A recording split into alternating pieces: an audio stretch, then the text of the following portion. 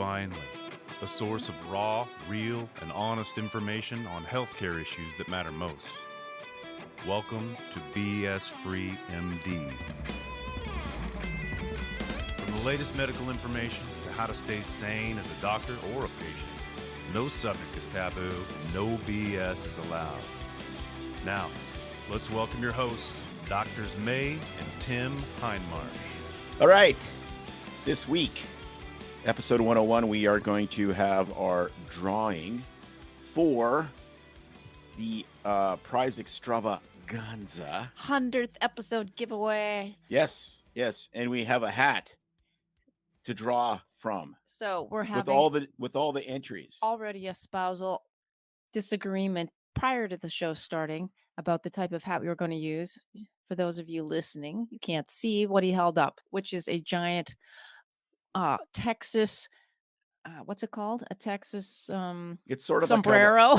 That's a cowboy hat. But it's got a very good story. It's a cowboy hat I bought in a truck stop just outside of Austin, Texas, about 80 miles out of Austin, Texas, when I was moving my daughter there, or our daughter, I guess she's both of our kid.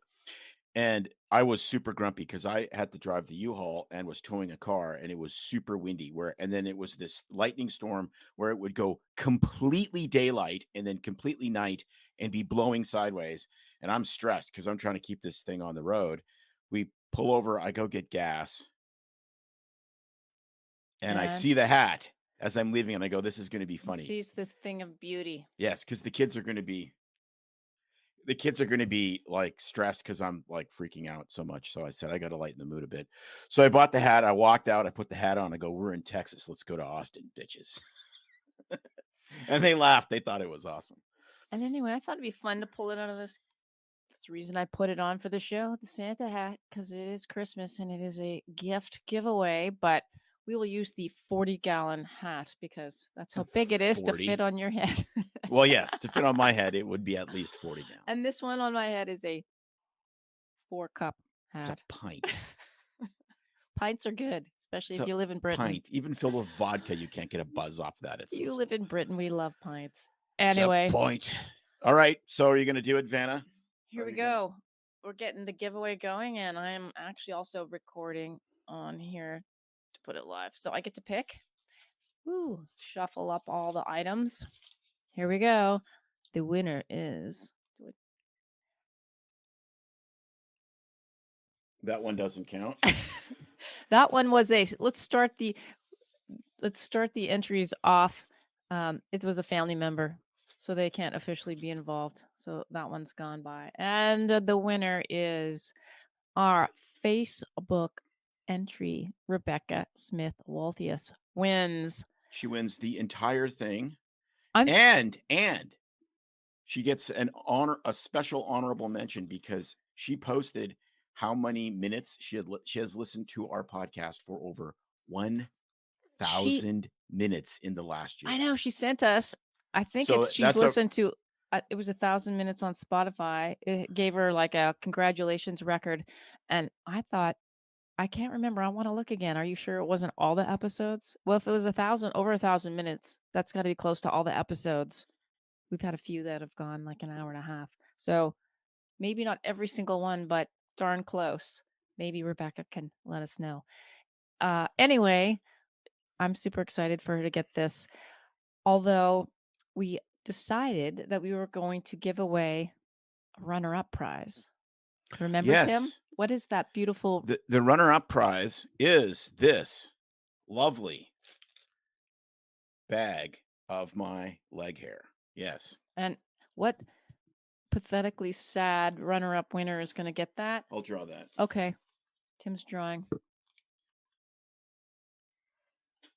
By some unbelievable coincidence, it's Rick Dancer. Rick Dancer has won a bag of my leg hair. Rick Dancer from the Rick Dancer Show has just won a bag of your leg hair. Yes. Well, after that, I don't know if there's even any point going on. I mean, that's just I'm speechless. No, and then we have a couple. I'm sorry, Rick. That's all I have to say. We have a couple honorable mentions that we're going to do. Yeah, we decided that because we have such faithful fans, they really do need some recognition. And so we're going to shout out to Jeannie Thorpe. Jeannie's a sweet lady, a local friend, and she is actually our top rated Facebook fan. I think it says Diamond fan. She comments all the time. She likes our reels. She flips Tim some crap now and then. And so for our runner-up fan, actually what we have, and I'm going to send her, and this is part of the grand prize, is actually a copy, not a hard copy, but it'll be a digital version of Hormone Secrets by Dr. Robert Yoho. And this is one of the things that was in the grand prize. We also have this book from Dr. Peter Breggin, COVID-19 and the Global Predators, We Are the Prey. So I have a copy of that for Jeannie as well. It's a little light and we nighttime reading. Just want to note that for those listening and not watching, Hormone Secrets is spelled HORMONE, not WHOREMOAN, which would also be hormone, but it would be entirely different and something we would never approve of. So we want to kind of keep it clean around here. So please, just in case you had a question, please keep it clean. And then I actually also have a third item for the runner-up. Not the runner-up, I guess. It's the big fan prize because the runner-up is just the bag of hair, no books, which is let me think, the digital Audible, not digital. It would be Audible version of The Real Anthony Fauci. RFK's book, The Real Anthony Fauci. So, Jeannie, you are getting 3 books, and RFK's book is very robust. It is incredibly detailed. It is quite long. You could probably drive from here to Bangladesh. Well, that's why it's nice to listen to it on the Audible. Because, driving to Bangladesh has become a popular vacation thing for people to do. Yeah. The ocean gets in the way. Exactly. But, hey. And I decided, since we have copies of those digital books from Dr. Yoho and the Audible, I should say, book from RFK, people in Canada couldn't get in on the drawing. So we are sending our top Canadian fan a copy of those as well. That is Dale Nygaard. He's our biggest Canadian fan, and you're going to get copies of those 2 books. So congratulations, everybody. Rebecca will be sipping her grand prize through this cup. Actually, 2 of them from Sisters Coffee Company, and some fresh roast Sisters blend, which I love, and I'm drinking right now, as well as all the other goodies. She's going to be super excited to talk to the Plant-Free MD. Yes. Anthony Chafee and Sabine. She gets to play with her poop and get her microbiome tested. Oh, yes. Some branched chain amino acids, which I know Rebecca will use. And yeah. I mean, she's an endurance athlete, actually a very accomplished endurance athlete. So that so thanks everybody that entered. It means a lot to us that you actually participated, listen, and Rick, we will mail your little package pronto in a Christmas gift bag. And you could probably pull enough DNA off the leg hair that you could clone me and maybe have a garden gnome that would potentially entertain you and mow your yard. You never know. Perfect. All right, moving right along. What's this week's episode? We talk about is healthcare a human right?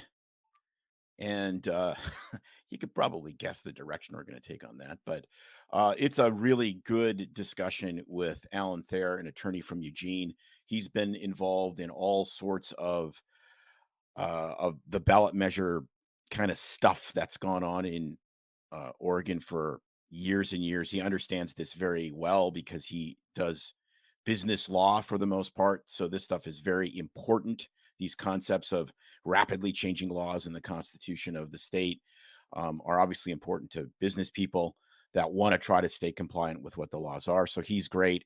I start ranting my head off, as you can imagine. And Alan, you understand why he's such a great attorney, because he is the calm, reasoned voice the entire time. So that's fun. We're not going to do any more intro because we've done enough. So we're going to head on. And this episode's a little bit longer, but a lot of fun and a lot of really good information. And for those of you that don't live either in the United States or in Oregon, it's still very important, because Oregon is a litmus test for a lot of these lefty ideas. And the way they test them, because the state's so small and it's so inexpensive to test ballot measures, is they test it here because there's only 5 million people. And if they can make it fly, then potentially they expand it to other places in the country. And we've seen this again. The classic of that was medical marijuana, and then marijuana laws, started in Colorado and Oregon, and then it just swept the country because they figured out how to get it passed. Right. So this does impact you, even though you don't live in Oregon. This could be blowing your direction. Yes. So, yes. And it could be sucking all the money out of your wallet. So enjoy that. There's nothing like a good wallet money sucking, is there? Oh, it's just so satisfying. See your money fly away. It totally blows. That's all I have to say. That's right. All right. So on to Alan Thayer. All right. Welcome back. Welcome back to BS Free MD. We have Alan Thayer, an attorney from Eugene, Oregon, and we are going to do kind of a deep dive into Measure 111 in Oregon. For those of you that live in another state or another country, or if you didn't vote and don't know what Measure 111 is, right? We will. Measure 111 just passed because, of course, we have to count votes for 2 or 3 weeks, and I'm hoping the Lincoln Douglas results are in soon, but we never know. At any rate, it just passed, and it is ensconced in the Oregon Constitution the right to affordable health care as a basic human right. Yes, you've heard that correctly. Healthcare is now a basic human right in the state of Oregon, as well as meth and heroin. So enjoy, because combining those could never end poorly, could it? Well, what a combination. We talked to you about a year ago. Alan, welcome back. I can't wait to get into this discussion. Well, thanks for having me. I really enjoyed the last time we visited, so thank you. Hey, before we get going, why don't you just give our listeners that didn't hear the last time a little bit on your background, what kind of law you practice, and how long you've been in the business? So, Oregon business lawyer. Grew up in Oregon, northwestern Oregon, southwestern Washington. My father was a forest manager for a Fortune 500 timber company. Practiced business law in Eugene since I graduated from law school in 1985. And I'm a business lawyer. But one of the things that I've done is public policy has always been important to me. And so I advocate for clients before stupid bills even become enacted in law, and we try to make them less stupid. I've been on the board of directors, I think, for 6 years on the United States Chamber of Commerce. And then I've been on the board of directors and the executive committee and an officer for Oregon Business and Industry, which was previously known as Associated Oregon Industries, AOI, since 1998. So I've been, it has been helpful to be at the table as some of these things come down, just so that I'm in a position to advise clients on what to do and what not to do, and what may be coming. Actually, that could be a topic for another show. Is there is something moving its way through the legislature right now in anticipation of the Oregon legislature that will meet in February, and we could talk about that at another time if you want. If it's depressing, let's talk about it another time. Well, when you say moving through the Oregon legislature, I only can imagine a turd. Yeah. Yeah, pretty much. Does it pretty much look and smell like that? Pretty much. Yeah. Well, and it's a bill where you kind of look at it and say, well, how can you be opposed to that? But when you dive down into the specific words and how they could be interpreted, there's reason for concern. I know we're going to be talking about Ballot Measure 111, and I identified 5 words which actually 7 words, I guess, because there's 2 parts to it. 7 words that give plenty of opportunity for mischief and ambiguity. Years ago, I was at a breakfast meeting, and it was the morning after a case was decided by the Oregon Supreme Court. It was a split case, and it had huge implications for businesses, particularly the business who was the defendant. And the trial court and the Court of Appeals and the Oregon Supreme Court, they all disagreed on what the result should be. Of course, the Supreme Court got the last word, but even then it was on a split decision. So speaking to us at this breakfast is a guy who had been a member of the Oregon legislature, had been the Oregon State Labor Commissioner, and was now on the Oregon Supreme Court. So he'd been through all 3 branches of governors, or all 3 branches of government. And then later, after that meeting, he became Oregon's governor. Ted Kulongowski is his name. And Ted's the nicest guy. I have tremendous respect for Ted, although he and I may disagree on a few things, and that's no surprise to Ted. But I asked him, I said, if all these judges and if the learned members of the Oregon Supreme Court, after briefing and oral argument, couldn't agree what the right course of action was, how was a line supervisor at a lumber products mill supposed to know what to do? Because fundamentally, business wants to comply with laws. Just tell us what we need to do and we'll do it. And Ted Kulongowski said something very interesting. He said that if the legislature said what they really meant, nothing would ever pass. Therefore, it is up to the court to fill in the blanks. I mean, that's terrible. That's terrible. And then a number of years later, when he was running for governor, was actually right before the primary election in the race where he did prevail both in the primary and the general election. I was with him on an airplane, and I reminded him of that question, and he had the exact same answer. Thank you, Ted Kulongowski, for the honesty. But I suspect there's some of that going on with ballot measure 111. Well, it sure seems that way because of how vague it is. So should we? Well, it is quite vague. Well, I got on their website and I read through it, and it was quite interesting because basically it says 3 things.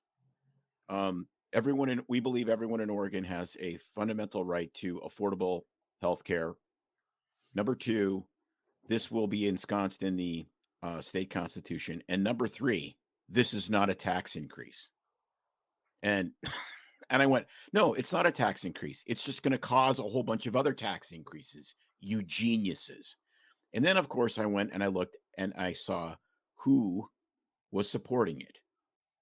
And then my eyes, okay, so there was a lot of the, tons of unions, tons of more, politically left organizations, which all kind of made sense to me. And then again, politics do indeed make strange bedfellows, because Planned Parenthood, they help support it, which kind of makes sense. It's a health organization, whether you agree with them or not. They bill for services. And Providence. Oh, yeah. Which is a, Catholic run health insurance company where you need a special dispensation from their board of directors to get a sterilization procedure done. And I was like, well, why would these guys both be supporting it? And I'm going, of course, it only makes sense, right? If healthcare is a fundamental human right, this is going to be a gigantic cash funnel to healthcare organizations and primarily insurance companies. Good job, guys. So all the lefties are out there canvassing for something that makes them feel good so they can transfer wealth to some of the richest companies in the entire country. That makes a tremendous amount of sense to me. I'm not too sure it's going to include the insurance companies long run, but we can get into that here in a moment. Yeah. So let's dive right in there. So fundamental human right. My initial kind of freak out when I see this is, it reminds me of that speech that Obama gave years and years ago about the difference between, that essentially the Constitution is a list of negative rights. It's all the stuff the government can't do to you, which makes sense to me, right? But then this whole business of, well, we need positive rights. So we need to have, a constitution where the government has to do stuff for you. And I go, oh, you mean like the Soviet Union's constitution? That sounds great. And so this whole idea that if healthcare is a fundamental human right, and I'm a doctor, and it's protected by law, that means ultimately all laws are enforced at the barrel of a gun, then someone is at least metaphorically putting a gun to my head and extracting my knowledge and my experience, which I will not be privy to that. I will not consent. I hereby do not consent. So am I right, or am I just a crazy right-wing insane person? No, I think you're right. I've always thought of the political spectrum as a circle instead of a line. And, at some point, the far left and the far right are going to meet. And that'll be interesting. But no, I think you're right. We talked off air a little bit about ballot measures in Oregon. And ballot measures in Oregon have become a science. And here's how it's worked. And it was pioneered by a guy by the name of Bill Sizemore in the 90s, who had some tax limitation measures that he got adopted, and some other conservative ballot measures. They then came after him for tax fraud, which was, I believe, and I understand, I'm told was a crock, but came after him hard with the police powers. And then at the end, well, all he did was he failed to file one tax form, and that was it. But they really pretty much shut up Bill Sizemore. But here's how it works. And Sizemore was the one who figured this out. You come up with what you want to do, and you change the wording a little bit with different ballot measure titles. Then you test those titles by polls, and then then in Oregon you submit your ballot measure, and then the state will tell you what your title will be. And if you get the title you want, then you go for it. But you submit, Sizemore would submit like 6 or 8 ballot measures, and no one knew which one he was going to be soliciting signatures for, because only he had access to the polling. So if you get a good ballot title in Oregon, your ballot measure will pass. So it's all about the title, not Yes. the content? Yes. And that's why, so Oregon had some very consequential ballot measures this last election. And I mean, our TVs were bombarded by commercials for candidates, but did you see very many commercials for ballot measures? No. No, in fact, I'm embarrassed to say, as a physician and a 28-year resident of Oregon, didn't even know that the healthcare was going to be on there. Yeah. I can understand that. They put all their money in pre-filing polling. That's where the money is. They don't do much once it hits, and the opponents usually don't do much either in opposition. Where they try to influence is at the ballot title level. And so, hey, healthcare as a fundamental human right. Wow, who can disagree with that? Right? Yeah, I mean, seriously, if you hadn't heard of that and you don't do your research, and I mean, they can throw anything on there, and if I get to the poll, I mean, we vote at home, but I was like, well, what is this? I think other times we've done filling in our ballots, I don't know that anything caught me off guard quite like that did. Usually some of them I laugh at, some of them are obvious, but you're right. Someone gets to the polls, say they go in and they have all these questions and it sounds too good to be true. And then how do you research it? So when a ballot measure hits, you can look at the voter's guide and determine, okay, who's in favor of it and who's opposed to it. And that can usually give you a pretty good hint which way to vote. But the rule I believe in is, if in doubt, vote no. And I keep but then we could punish people with slavery, because that was on the ballot as well. Yeah, but slavery isn't even in the Oregon Constitution. That all was about prohibiting prison labor, making prisoners work. And it's not like we're China. We have prisoners manufacturing. I guess I won't mention the brand of any clothing apparel. But it rhymes with bikey. Yes. Hey, off air, I actually have some pretty good Nike jokes. Okay, good. But it's not like China. We don't have forced labor making goods in Oregon, but they have had incarcerated felons providing services to the state of Oregon, and I think it's voluntary, and I think they get spiffs in exchange. It's less than Oregon's minimum wage, but they are contributing back to society. Some of them are working on in fields where they can get a job when they leave prison and maybe break the cycle of crimes and incarceration. I mean, it's a good thing. But you may ask, why ballot measures like prohibiting slavery in the Oregon Constitution when it's not in there, and healthcare is a fundamental right. Why would this happen in Oregon? And why should people outside of Oregon care about what the liberal idiots in Oregon are doing? Well, here's why. Oregon is a relatively small state. There's only 4 million people in the state of Oregon. And it's fairly liberal.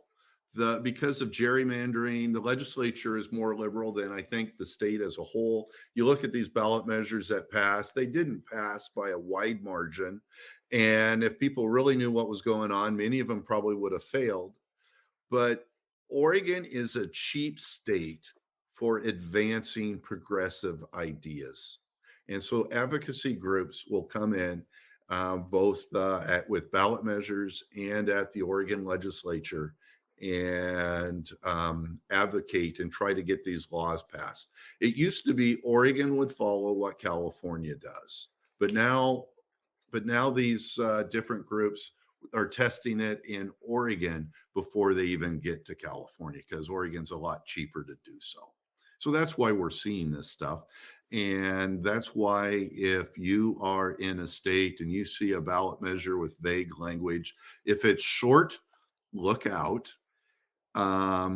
Why you should pay attention, and maybe talk to someone from Oregon on why you don't want to do that to your state. You mean like the meth and heroin? Because that's worked out unbelievably great. Yes. But I find it hard to believe it's that simple, where someone comes up with an idea and then it's like, oh, I would like to see this passed in the next ballot or in the next vote. And all you need to do is, sounds like, well, the main thing is get the title polished and well. And then you need to poll people. Isn't there a certain amount of signatures that you need on it in order for it to pass or put forward? Yeah, but you have paid signature gatherers. So that's okay. So what if, it just reminds me of kids running the candy store. So people in Oregon have an idea and they decide that they want to not overturn the government, but come up with this idea. And as long as you can get enough people and friends and paid buyers say yes, it gets to go on to the next ballot cycle and we all get to vote on it. Well, don't get me wrong. There's a lot of cost here, but the cost is in the polling and the cost is in the signature gathering. The cost isn't in buying TV ads once the measure makes the ballot. But as long as a majority of people go, oh, that sounds like a grand idea. Everyone gets a free television in the home in Oregon. Yeah, we all want a free TV. Then boom, it's passed, and that there's no checks and balances from people above. No, well, saying this is a bad idea for the good of the state. If it's super crazy and passes, you can still sue, and it can still get gummed up in the courts, can't it? Oh yeah, I forgot to tell you, the Oregon courts are also quite liberal. But this reminds me of patients coming in. If you had a mob of patients and they're like, we want Z-Pak every time we get a cold. We want Z-Pak every time we get a cold, and majority rules. That's not for the good and the health of the patients, even though it's mob rule. So is it that way with laws? The Oregon Supreme Court gives a lot of deference to the legislature. And then once the legislature passes a bill, then it goes to a state agency to say what the legislature means and interpret that bill. And the court gives great deference to the agency in interpreting what the legislature meant. So I'm still dumbfounded.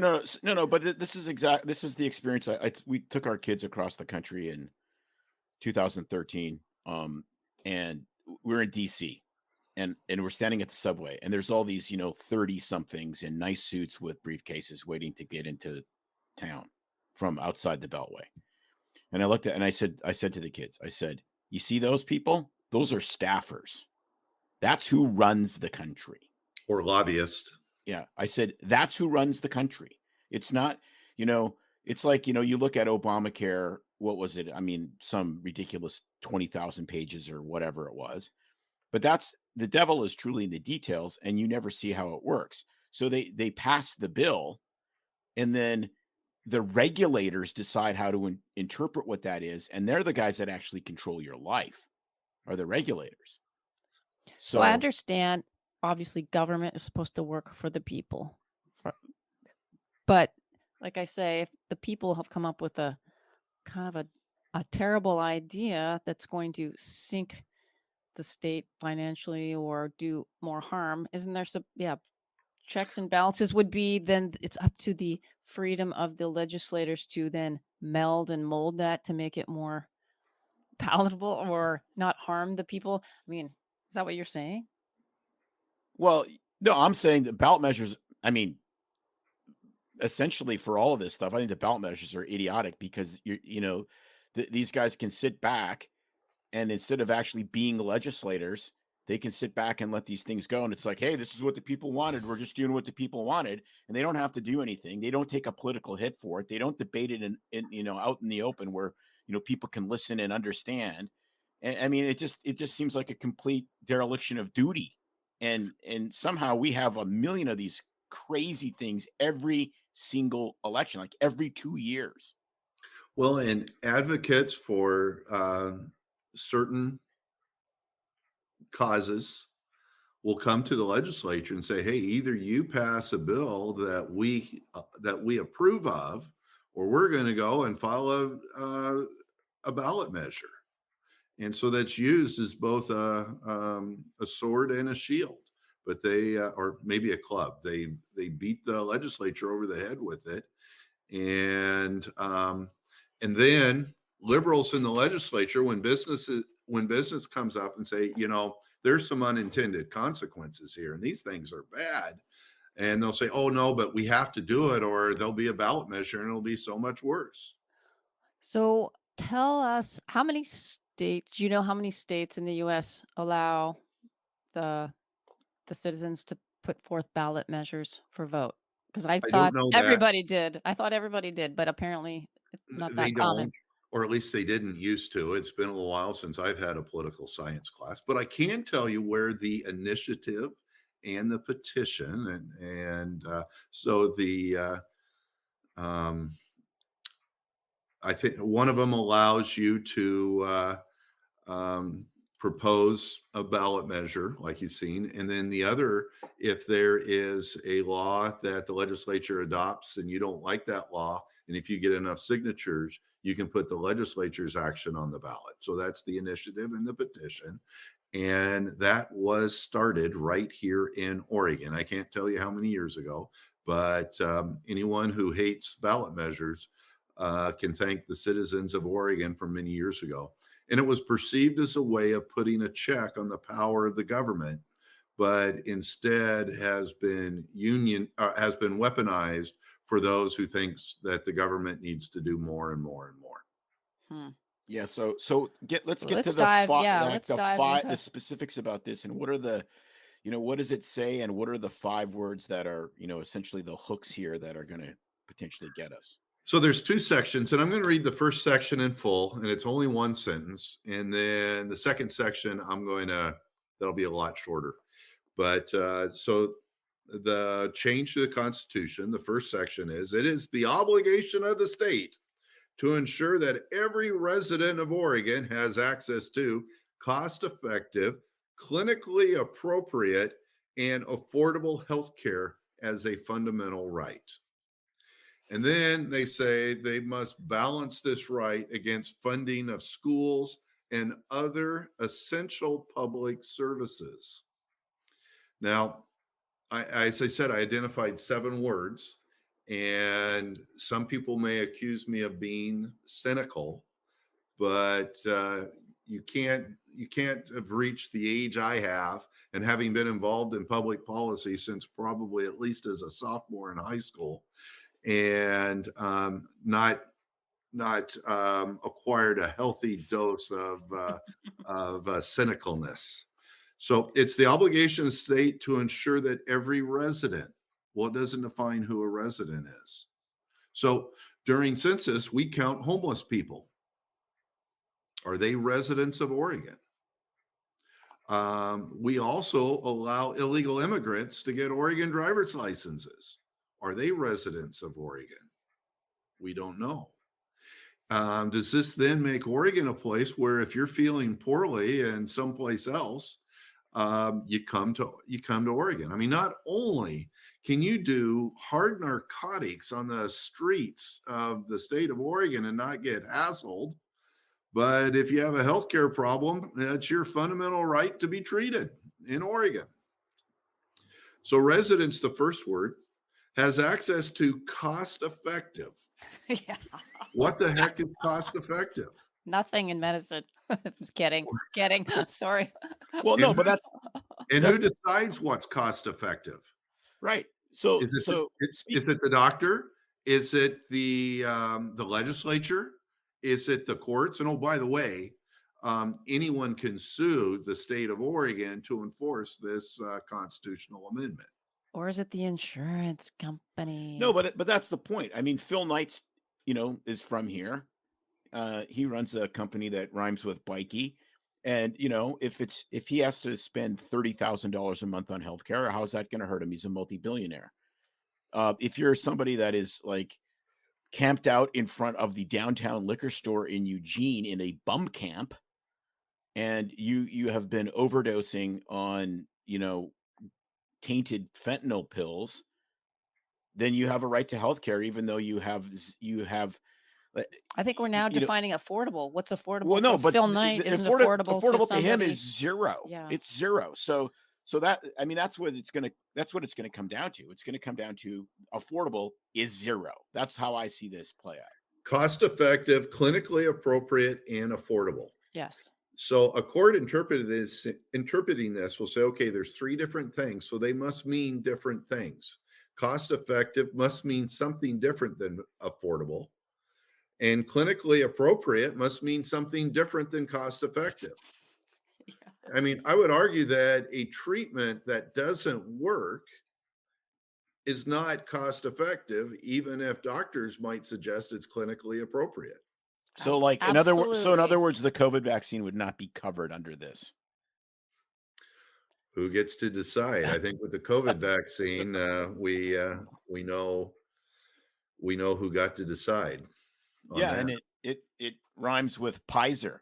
So yeah, and I just, like, I've sat on tons of committees. I was on a pharmacy and therapeutics committee, for a couple of health insurance companies. So, we would look at what we spent money on as far as, medication benefits and all benefits.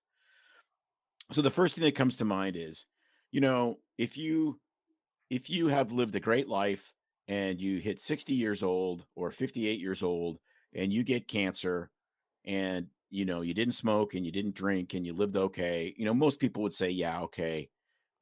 Maybe that should be an affordable whatever. But then you look at hepatitis C treatment. Okay, well, hepatitis C is a disease that is virtually 100% caused by IV drug abuse. Okay, not like there isn't IV drug not abuse. If you're in a bump camp and you're shooting up, you're probably abusing something. But I digress. Okay, now there is very effective treatment for hepatitis C that can now cure it.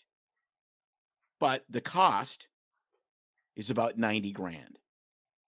So you have done something that virtually everybody in the entire universe would agree is irresponsible.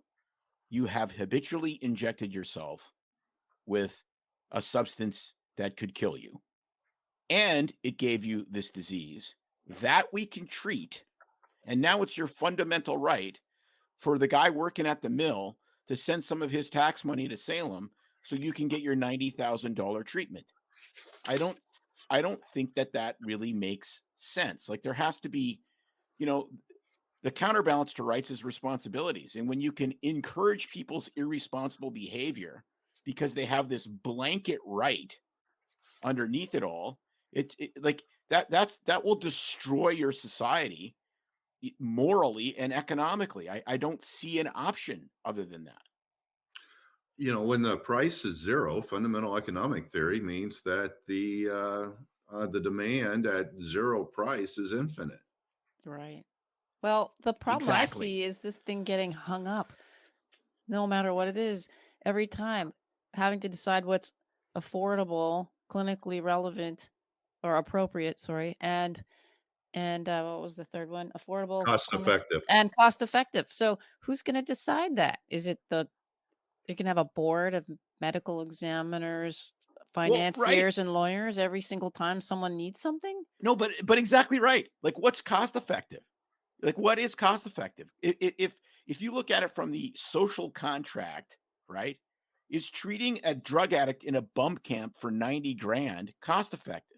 You could easily make an argument, no. Well, because they're contributing nothing to society. Let's not pick on them anymore. No, but what about somebody that's 90 years old that wants to get a bypass? That's exactly right. That's already got dementia, that has no quality. I mean, when does it end?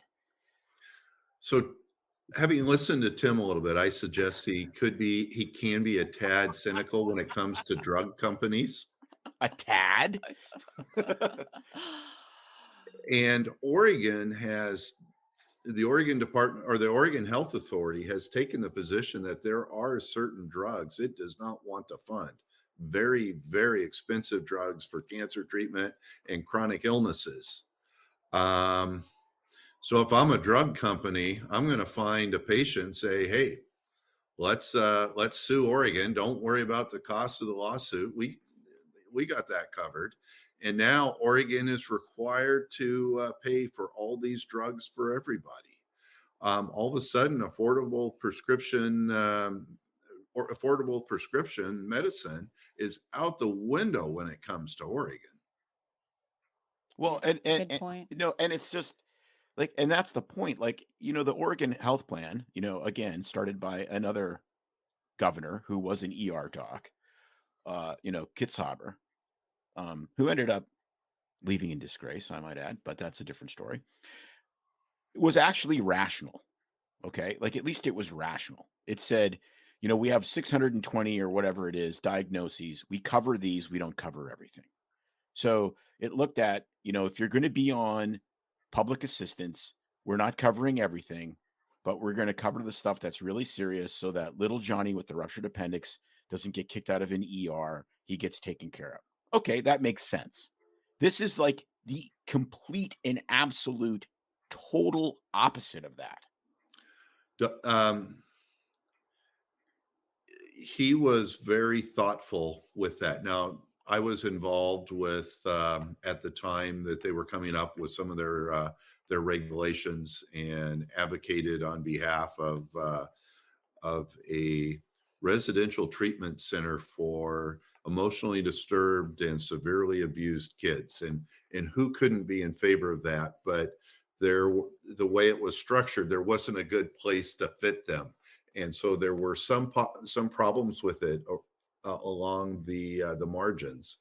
But but for the most part, it was very thoughtful. A lot of time went into it, and they realized that you had to ration care, right? But and made decisions. Exactly, but it was so smart because you weren't rationing it post hoc. You were rationing it before. Right. You said, we will treat your skin infection. We won't treat your acne. Okay, but they said that before you went. So from my perspective, that's really moral. Like you put, if you're indigent and you need health care, we will cover part of that. We won't cover all of it. You're not getting a hip replacement necessarily, but you're going to get your cancer treatment, et cetera, et cetera. At least it was an attempt to pre-ration care, which seemed to me, if you're going to socialize medicine, at least a rational way to try to constrict costs and not make it into a massive socialist free-for-all, which never ends well for anybody. Well, clear skin for 17-year-olds is clearly a fundamental right. Well, it is now.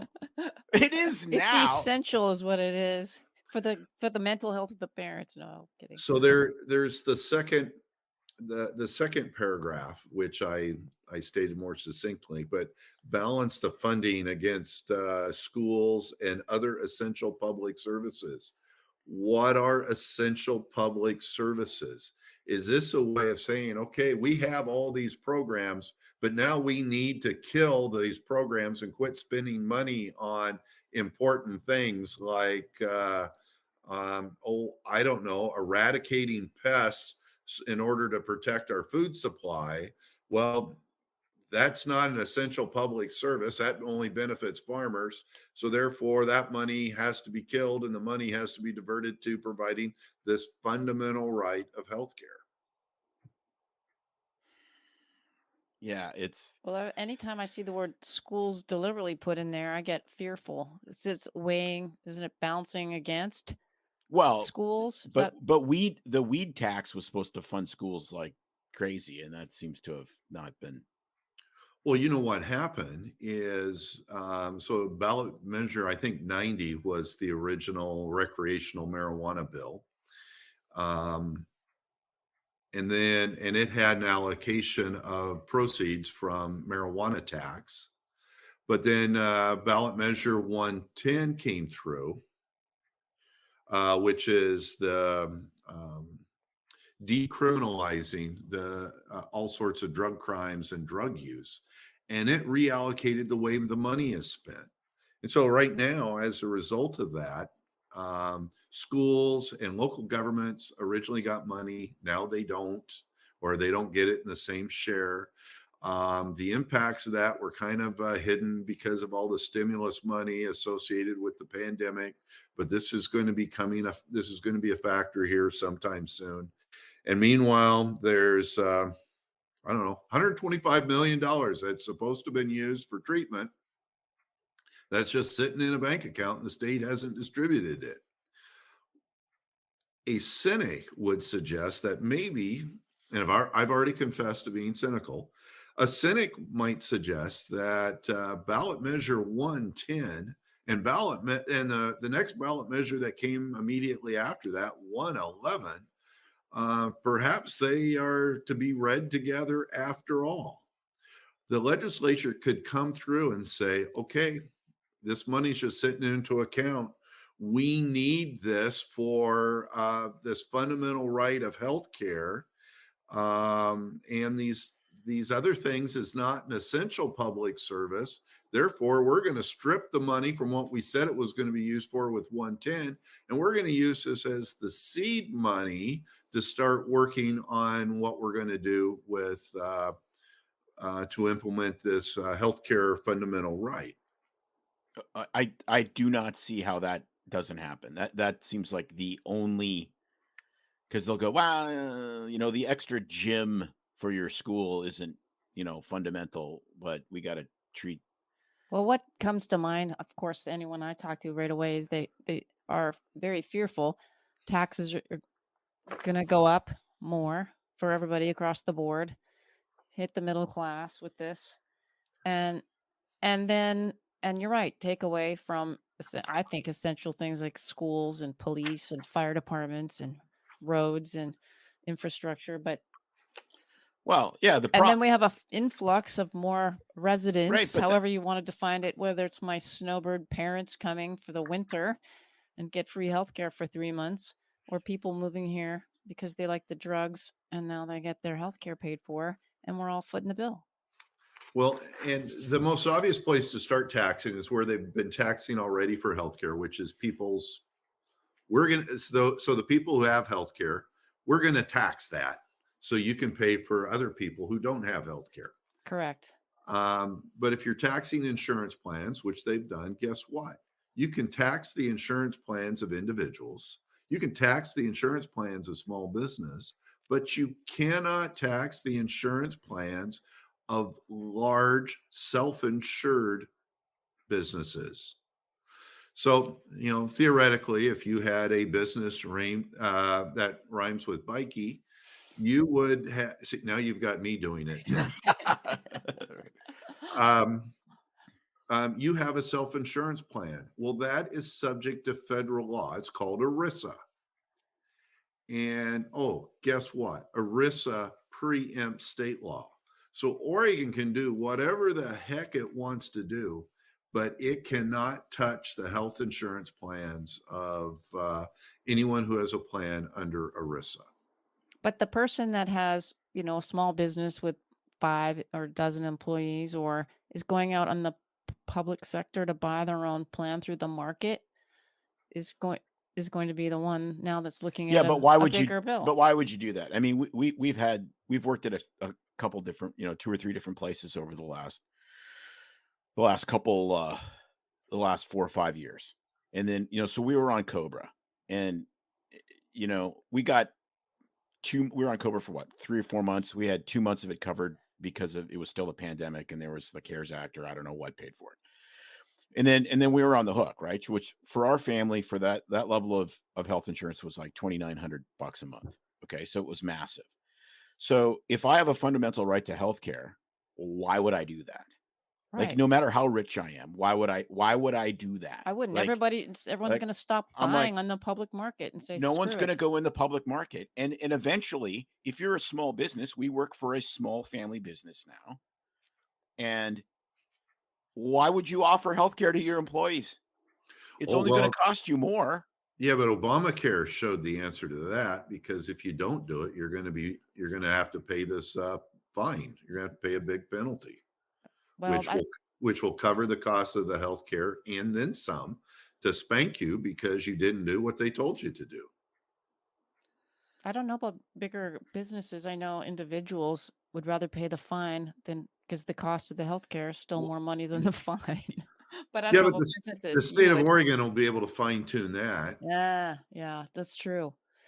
Well, let's. I mean, I'm thinking so. On the other hand, you realize there is only one solution for this: mass exodus. Like, it's called Florida, the grapes of wrath. And we've already started buying property there. So what's happening on the healthcare side now, from our point of view and the colleagues' point of view, which is open to interpretation, but if it's healthcare as a right, what does that mean for people that are healthcare providers? What are your legal obligations? It's the opposite of the Samaritan's Law. Now it's like, if something happens to somebody literally somewhere and they're dying and I'm not providing a service, am I held accountable? Or if I have my own business as a physician or dentist and I don't have the right to refuse service now? So we once had a president by the name of Abraham Lincoln, and during his time in office, or shortly after his time in office, the 14th Amendment to the U.S. Constitution was adopted, and it prohibits compelled work. I mean, it prohibits slavery, and it's called equal protection, but involuntary servitude went out with the 14th Amendment. So can the state of Oregon require doctors and require hospitals to treat patients for free? Well, that's the question. That's the question. Yeah. Yeah. I mean, you'd think it was involuntary servitude, but here's the state of Oregon's argument, or what it will be, is that no, doctors are given the privilege practicing medicine in the state of Oregon by a license, and we can set out requirements for that licensing, including the requirement to treat patients, low-income patients, for free. Now, can the state of Oregon do that or not? I don't know, but that does raise the issue of takings. And I think in Washington County, there was a case a number of years ago where it was approving a subdivision. And the land planner said, fine, we'll approve your subdivision, but you need to set aside this amount of land for parks, and you need to set aside this amount of land for other public purposes. And that was sued under the takings clause of the U.S. Constitution. And the developer won on that. So even if Oregon thinks that they can condition free service by medical professionals as a condition of their license, I'm not sure the U.S. Supreme Court would agree if the court is consistent with its rulings in other cases. Well, to tack on to that, freedom of speech doesn't seem to matter anymore as far as a license either, because physicians there's conditions now for physician license. If you speak against the science, they will take your license away. So I am the science. The people who say that the science is settled don't understand science. I mean, it's always about questioning things. And there was a lot of science that people thought was settled, and then come to find out that's not true. Guess what? The earth is round. It's not flat. Right. So my thinking is, if they can manipulate physician licenses and take them away because they don't like your speech, then why would they care about whether you're a slave to the state to provide healthcare services? Well, I think if someone were to challenge that, hopefully you would win. I mean, I hope. Thing is, I think we have figured out that the earth is not the center of the solar system, and certainly our solar system is not the center of the universe. But also, the other thing you got to remember is, we live in a republic, and it's not very hard to go to Idaho. It's not very hard to go to Montana. I mean, we're primary care doctors. We literally can get jobs anywhere we want. It might take you 6 months to get a license in a different state. Some states are really difficult, like Texas, but we can get a license anywhere we want, and we can go wherever we want. And so there's going to be I don't see anything but a mass once these patients coming in. Yeah. Once physicians feel the pain of what happens with this, plus there'll be an influx of people potentially, and your supply and demand of producers and consumers is so potentially going to be out of whack that good. Maybe the system will just collapse in Oregon, and they'll realize that they have to have Ballot Measure 112, which is, we were dumbasses and we changed our mind. Well, it won't be 112, because 112 is remove slavery from the Oregon Constitution measure. So we're going to remove stuff from the Constitution that's not in the Constitution, because they're all hot. The fundamental problem with healthcare is we don't have enough physicians, and we don't have enough nurses, and we don't have enough of trained healthcare providers to cover everybody who may desire healthcare. I mean, Obamacare, we go through this tremendous exercise. How many new medical schools was created by Obamacare? How many medical schools increased their enrollment as a result of Obamacare? Yeah. Correct me if I'm wrong, but I think that it's zero. It's the same number of doctors treating a much bigger base of people, and we're going to control costs somehow. All I had to do was poll somebody up north or get right across the border into Canada and ask them how it's going up there. Hello, well, yeah, but we're from there for a reason. Plus, the word is healthcare, which drives me completely nuts, because There's that's the another other word. massive definition. well, what's healthcare? Well, it's whatever you want it to be. Okay. So when I left my corporate gig and was working with insurance company stuff and seeing patients, the new buzzword, and this would have been 5, 6, 7 years ago, was social determinants of health. And I was like, no. We're done. Okay. You're going to tell me that poor people have poorer health. Really? Wow. Homeless people have poorer health outcomes. Really? That's genius. So I sat there and I said, look, we're doctors. We diagnose and treat disease. That's what we do. We don't, you start piling in the social ills of society into healthcare. Well, then everything's healthcare. Whether or not my wife, gave me a back rub and tucked me in is healthcare because it's mental health. Whether or not I can have an abortion at 39 and a half weeks is healthcare because now my boyfriend left me and I can't raise it. Like everything's healthcare. Like everything you want to be. Recreation is healthcare. I don't feel whole as a person and my depression gets worse unless I go skydiving 5 times a year. Oh, well, like that, like it's an infinite line drawing that you can draw, and we're seeing that already. We've been seeing this for years and years and years. Mm-hmm. I get stressed when my boss yells at me at work because I haven't completed the projects I was supposed to complete. Exactly. And everybody's going to get a free pet because it's their emotional support animal. So now, So yeah. In Oregon, what's going to happen? The legislature that convenes in February will try to do something. But something good happened this last legislative cycle or elections. Do tell. Well, and you did see that about 2 hours ago, a House race in Colorado was called for the Republican, and so now the Republicans will have a majority in the U.S. House. But in the Oregon House and in the Oregon Senate, the Democrats have had what are called super majorities, and super majorities are required in order to pass tax bills. And so this all is going to come back into the hands of the legislature come February. And they no longer have a super majority of Democrats, which means in order to increase taxes to pay for this new fundamental right, they will need to have Republicans vote in favor. And if Republicans don't vote in favor, they won't be able to pass it. So then what happens? Well, there's a couple things that happens. One, the advocates can go back to the ballot box. By the way, we're talking about looking at who supported things, and most notable on that list, let's see if I wrote their name down. Healthcare for All Oregon. Who is Healthcare for All Oregon? That seems like a good thing.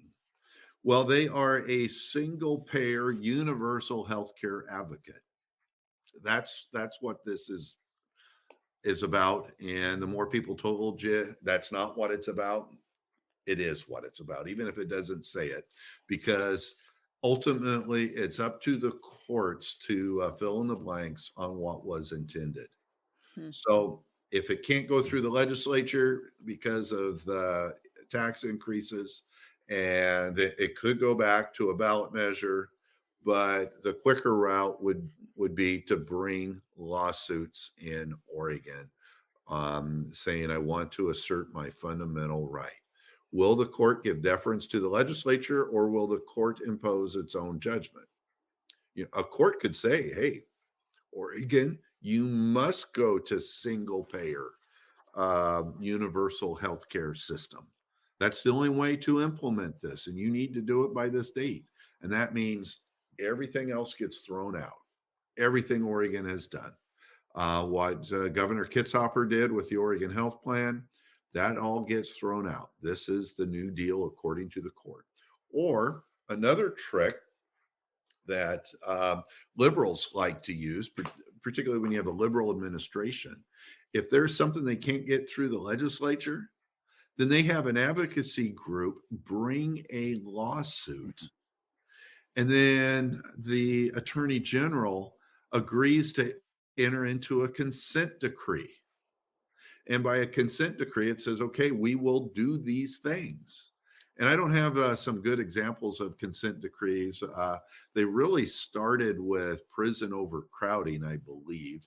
But there have been a number of other areas where I believe the Obama administration agreed to some consent decrees, which a lot of people took exception with, but could certainly do that in Oregon too, with the cooperation of the Attorney General. Yeah, every time I hear decree, the 1776 part of my spine starts to like get really hackled, if that's such a word. You know, it is. I guess basically to sum this up, what I'm hearing is Oregon, not such a great place to be a doctor, amazing to be a lawyer, because there's going to be a lot. Absolutely. For lawyers who practice in this area, it will be a full employment act. I don't, so I'm not going to be part of that gravy train, and it would be terrible. It would be terrible to be part of that, just because I know how fundamentally they're wrong. Another thing, though, if you add all these people into the healthcare roles, and you have doctors retiring early or moving to Idaho or Florida or some other place, who's going to treat the elderly?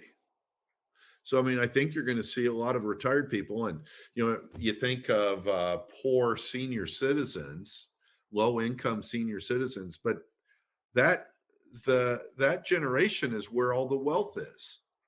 And if all those people start moving out of Oregon so they can get better health care someplace else, Oregon's going to be in a much bigger world of hurt without the tax base, without the investment, without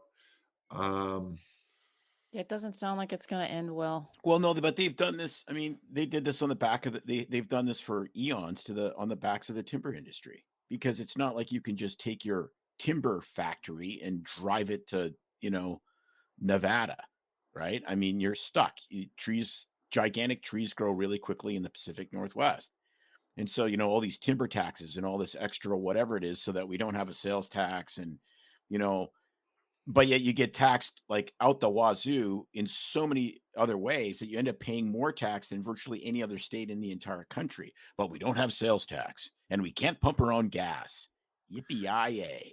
So there is a private study that was conducted, and the report came out just a couple of weeks ago, and there's a press release associated with it, but it's kind of an egghead thing. And so I don't think it got a lot of media attention, but Oregon has the second highest taxes of any state in the nation. Yeah, I think we're right after New York, aren't we? Yes, but here's the difference. New York, the highest tax level kicks in at $25 million, the highest tax rate. In Oregon, that highest tax rate kicks in at $125,000. Yes, we know it. Most people, it's ridiculous. I saw that. I looked it up because looking to move, I was looking for reasons to stay, reasons to go. And I did see that how high of a tax bracket Oregon is. I couldn't believe it, as well as what the recent increase in food, gas. It's just, no, I have these discussions with my friends. I said, look, we like the Gulf Coast of Florida. Our daughter lives across the Gulf in Texas. We don't want to live in Texas because there's we like the beach.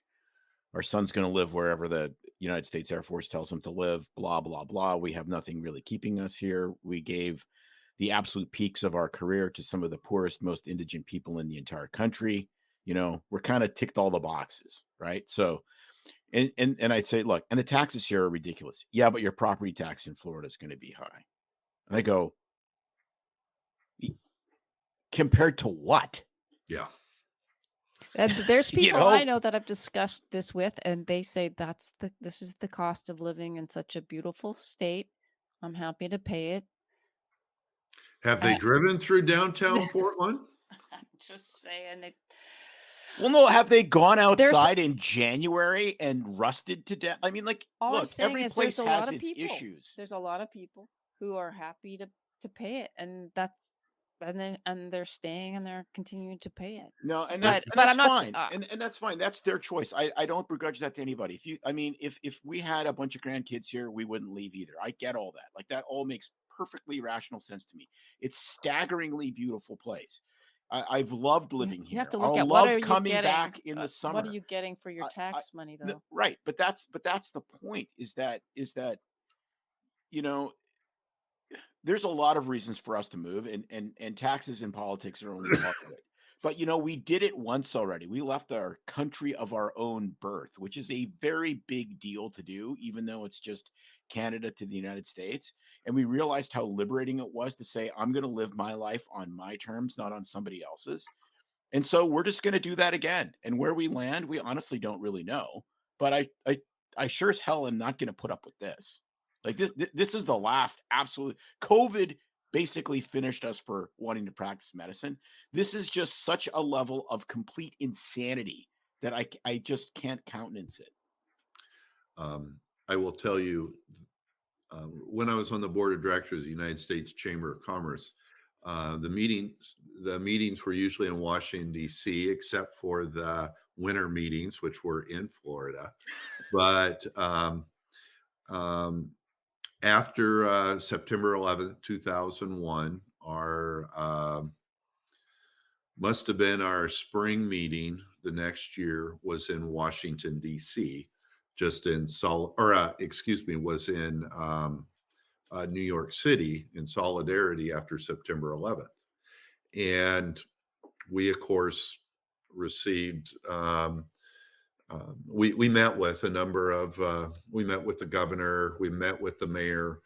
Mayor Bloomberg was mayor at the time, and he was a former board member of the U.S. Chamber. And we met with some other people. But when they're talking about New York, and you're in this concrete jungle, I mean, it's really so different than Oregon. But what's their number one reason for moving your business to New York? And they made the pitch, or expanding operations to New York. It's quality of life. If you go to Louisiana, they are promoting quality of life. If you go to Florida, they're promoting quality of life. Pick a state. They are promoting quality of life. And so Oregon is not unique there. Oregon had an economist who once said that, well, in Oregon, you get a second paycheck, and that's all the environmental amenities of Oregon and the quality of life in Oregon. Well, you get that second paycheck in every state of the union. Everything has something about it that makes it special. And Oregon is not unique. I mean, and it's very arrogant or naive or manipulative to suggest that. Well, no, I love it. And it's up to the individuals absolutely to decide, is this worth my money? Is this where I'm living and what I'm getting for my tax dollars and my not even tax dollars at the grocery store, etc., worth my money? Well, if you love bum camps, I mean, keep Portland weird. So business is polite. Business will say, hey, don't do these things, or there'll be rational consequences. And these are what the consequences include. But when Ballot Measure 66 and 67 hit, for those people who don't remember, those people who are outside the state of Oregon, they were huge tax increase measures, personal income tax increase measures. We said, hey, people are going to move. People are going to move their businesses out of the area. And I will tell you, a number of my clients did, in fact, do that. But the state of Oregon will tell you, we know of no business that did that. No business is going to say that's why they did that. They're just going to vote with their feet. But the best example, a huge manufacturer out of Portland, and they've been in Portland forever and have employ a lot of people, and they make really big stuff.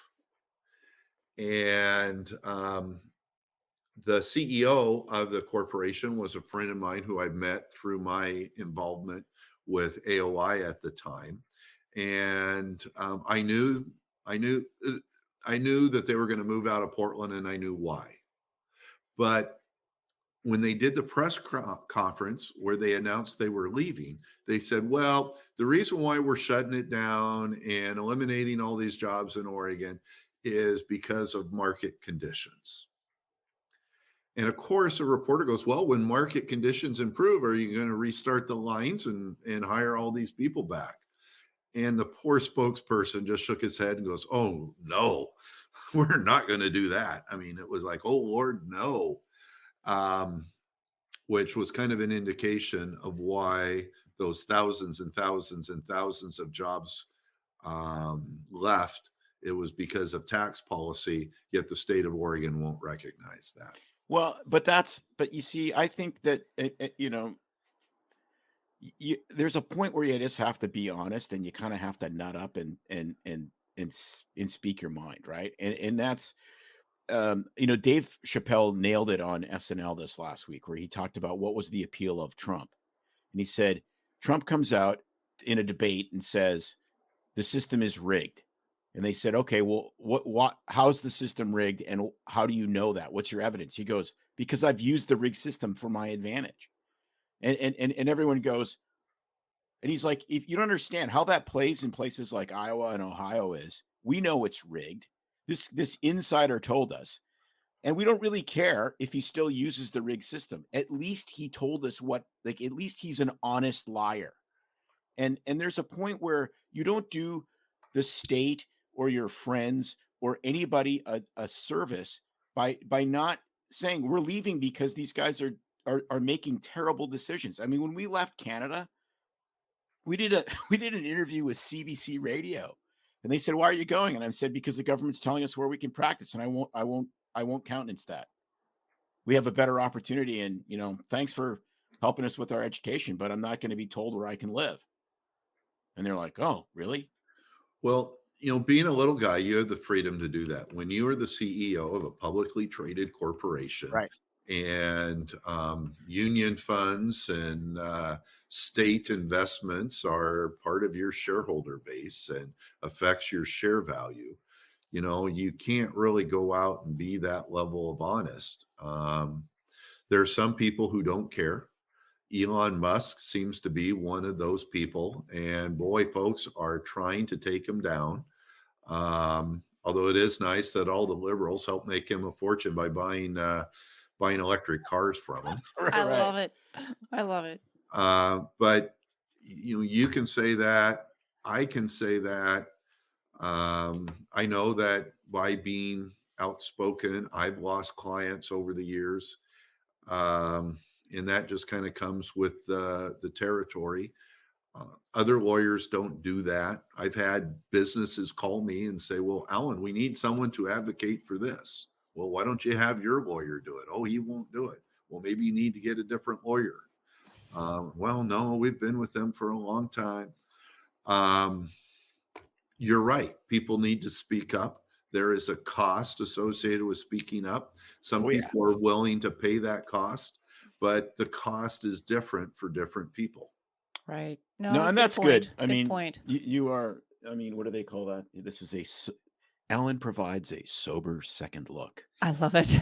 But after talking to him for an hour, I may not stay sober.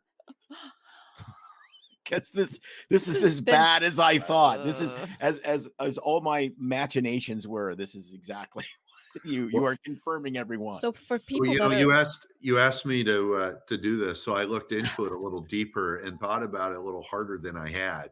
I mean, I knew it was bad. I voted no. I knew it was going to pass because they had the right ballot title, and that was kind of all the thought I had put into it. But once I got into this, this is for Oregon is going to be twisting for the next 10 or 20 years on how to implement this. Democrats are going to keep trying to figure out how to raise taxes. The courts are going to try to twist the legislature and tell them you have no choice but to do whatever. I mean, it's just bad. Well, all I can say is years after Obamacare got voted in and we were left trying to explain to patients the subsequent consequences of what was happening with costs and why we were doing things certain ways in the office. All I could say was elections have consequences. Right. Well, and then they're like, oh, they can't connect the dots. And unfortunately, why can't I find a family doctor? I've had one. Well, because elections have consequences.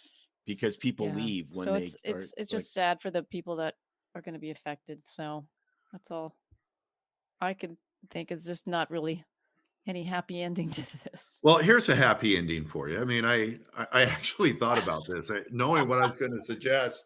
Perfect. Kind of depressing. Like, how can we leave this on a light note? At one level or another, it's all politics. And you know what the definition of politics is, don't you? I don't know. Not yours. Well, just break it down into its root words. So poly, which means many, and ticks, which of course are blood-sucking parasites. I love it. Yes, they are. Yes, they are. Oh, that's great. I love it. That's better than the other pikey joke probably you're going to tell. Yeah, I think you'll like those too. Yeah, it is. We need to pause. Yeah, no, this is good. I mean, we could go on like all day, all night on this stuff because, like, I mean, I've thought about this for a long, long time, and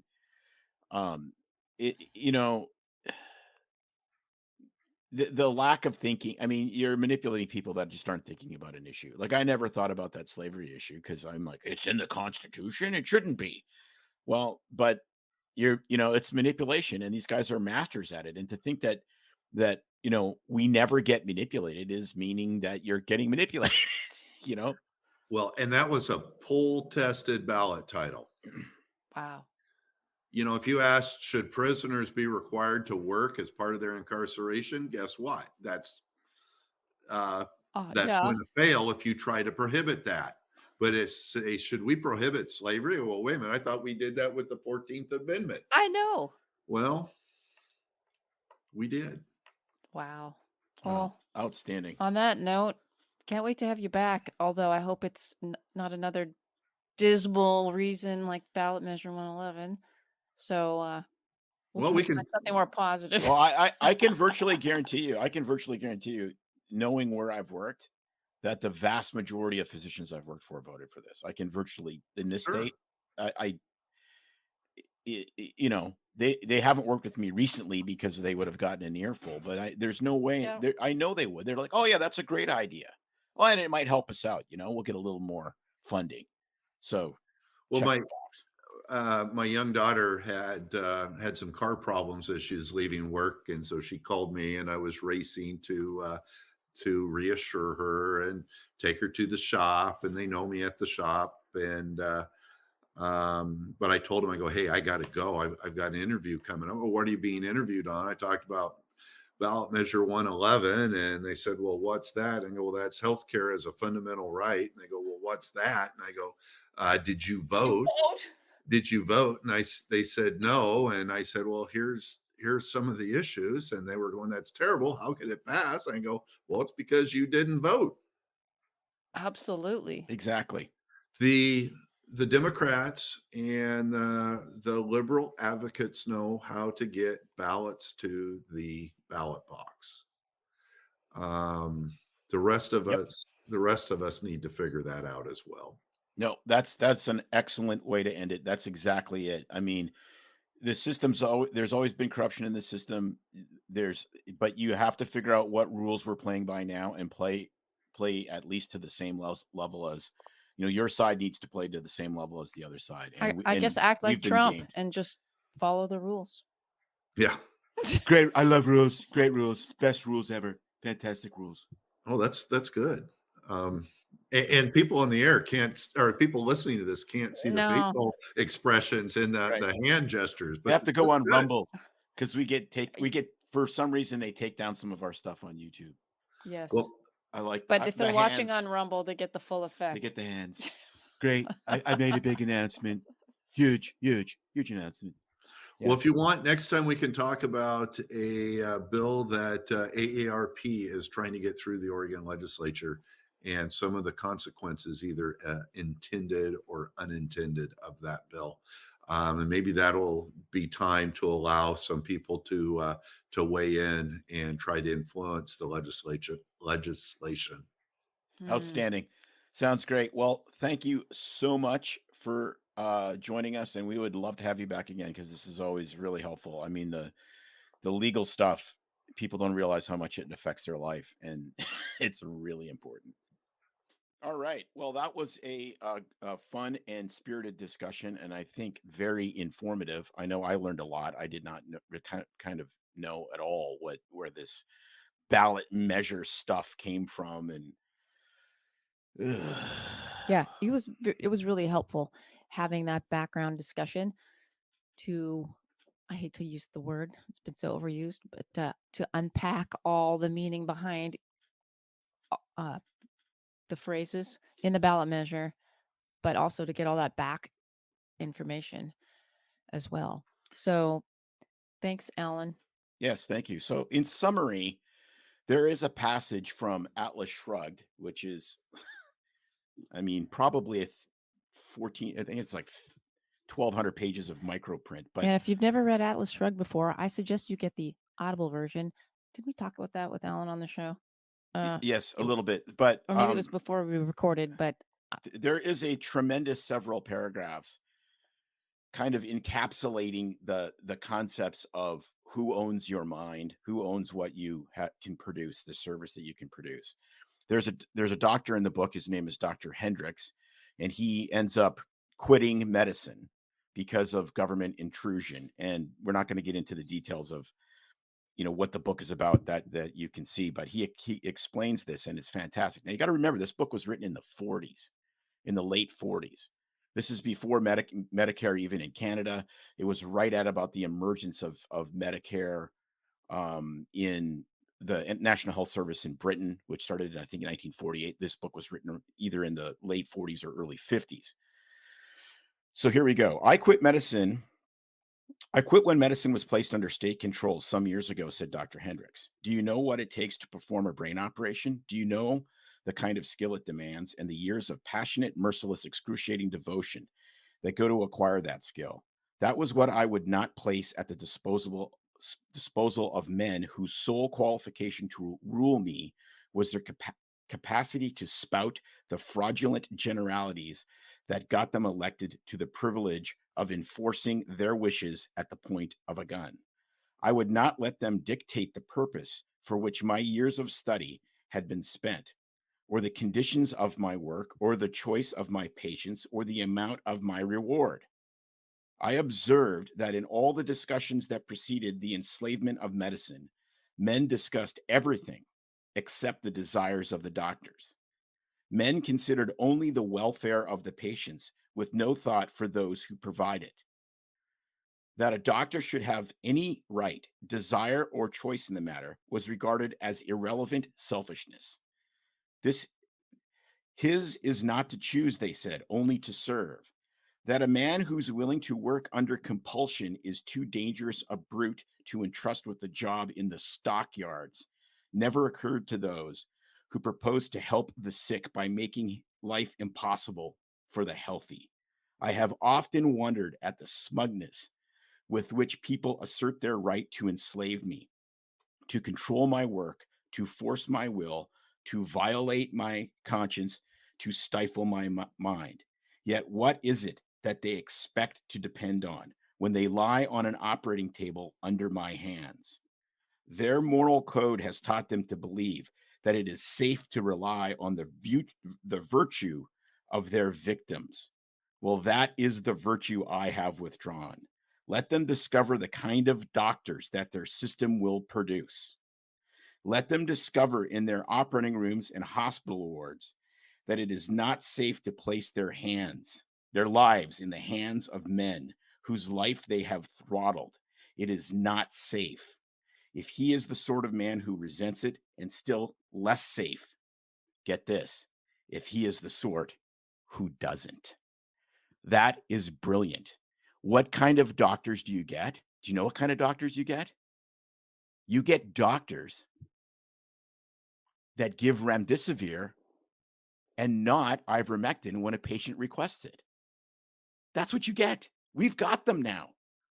I just read a quote on the C19 group this morning about a patient who was begging ivermectin. Whether it would have worked for their spouse or not, they just requested it. It's a safe drug. Whether it was effective in that case, who knows? And they searched the guy every time he came back to the ICU to see his spouse to make sure he wasn't smuggling ivermectin into the hospital.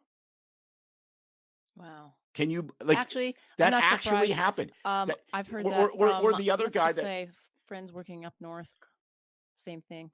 Yes, or that guy that started an entire movement. This was back in 2020 because his wife had this terrible series of complications from various medical problems, and no one could visit her at all in the ICU, and she died by herself with his 13 and 11-year-old kids. Because that's what the system had voted for. That's the kind of doctors you get, the ones that don't get pissed off when you take their rights away. It's frightening, and it's happening already. And now we voted it in. Essentially in Oregon. It's not about being uncharitable, or it's not about not wanting to volunteer. It's about coercion. That is what we passionately disagree with. Yeah. It's, we've given away tons and tons of care. That's not the issue. And it's not the issue of being selfish or not generous. It's coercion. Well, you take away someone's right to make a decision, and you're basically saying you have no decision-making power. You have to just follow the rules. Well, and you'll end up with. Well, exactly. And if you question the rules in the incorrect way, then we'll take your license, or we'll, you fail to exist. Exactly. It just becomes, you get depersoned. Yeah. It really is. I never would have imagined 2-3 years, 2018, that we'd be having these kind of discussions and rapidly. Well, we have an upcoming episode in the next week or two, basically with the similar follow-up story of someone who has been decommissioned and lost his license because he questioned, challenged, didn't do anything criminal or causing patient harm or anything untoward to the patients, and not towing party line. He's gone. So we'll see what happens with this measure. But like Alan said, maybe we need to start forming groups to try to repeal these and get them taken away. And it's up to everybody. Because, we have genius things in the Constitution of Oregon. Like, it is illegal to hunt cougars with dogs. Well, in the meantime, in the Constitution of the state of Oregon, maybe you need to think about moving to Texas. Well, if the shoe fits, I should say, in this case, hat doesn't fit. My head is too giant. But look at this. If the hat fits, look at this. Okay, it barely fits on my head. Okay, and it eats her head. On my head, gone. Her head is gone. It's a 20-gallon hat. Well, one size doesn't fit all when it comes to hats or legislation. You're gonna start the massive melon society. Oops, sorry about that background noise as I get rid of this hat. All right, everybody. Hope you enjoyed this interesting, informative episode and a little bit entertaining at the beginning. Thanks to everybody that participated in our 100th episode giveaway. We are hoping we're going to be around for another 100. So keep sharing our page, keep liking our posts, and we'll see you next time. It's no secret that medicine is a bit uptight. That's why Tim and I created BS Free MD, to mix things up a little and have fun in the process. Besides, we are having these exact same discussions all the time, so we thought we might as well invite everyone to the party. If you really like us, you can get plenty more and maybe see one of Tim's cool tattoos on our Instagram or Facebook pages at BS Free MD. See you next time.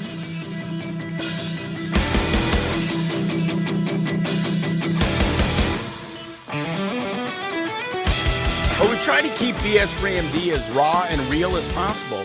We can't be held responsible for any medical decisions or discussions had as a result of what you've heard on the show. We know, bummer. But the truth is, we really do care about your questions. So feel free to reach out to us by email at doc@bsfreemd.com.